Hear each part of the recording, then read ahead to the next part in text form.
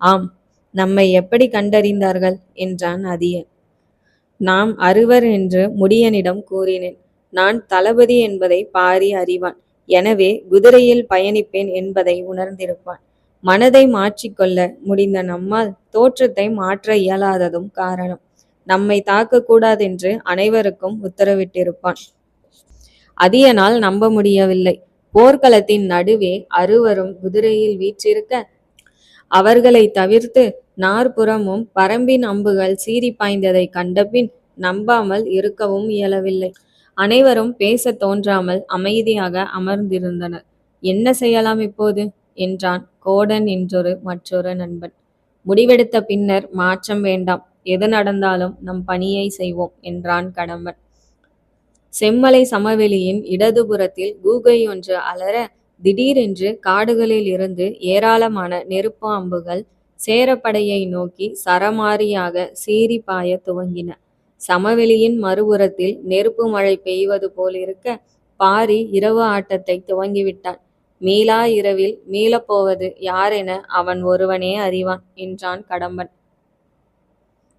அமைதியால் நெய்யப்பட்டிருந்த இரவின் இருளாடையை கிழித்து திடீரென பரம்பின் நெருப்பு அம்புகள் மலைச்சரிவாய் கீழிறங்க, செம்மலை சமவெளியில் உறங்கிக் கொண்டிருந்த சேர வீரர்கள் பதைத்து எழுந்தனர். எரியும் நெருப்பாடைகள் வீரர்களை வெளிச்சம் போட்டு காட்ட, இருளை நுனியிலேந்தி மறைந்து வந்தன நெருப்பிடப்படாத பரம்பின் அம்புகள்.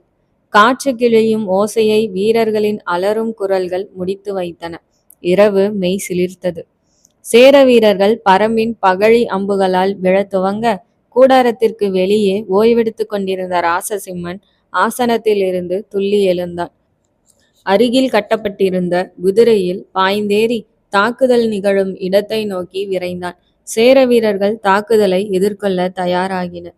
பரம்பு வீரர்கள் பெரும் தாக்குதலை தொடுக்கப் போவது போல் கூச்சலிட்டும் மரக்கிளைகளை உடைத்தும் ஆரவாரத்தை ஏற்படுத்த விடலை பருவத்து வீரர்கள் மனம் கலங்கினர். காடுகளில் இருந்து ஏராளமான அம்புகள் தொடர்ந்து வர, சில வீரர்கள் வீழ்த்தப்பட்டாலும் படையின் வெளிப்புறத்தில் வீரர்கள் ஆளுயர கேடயங்களை தாங்கி நின்றதால் சேதம் குறைவாக இருந்தது.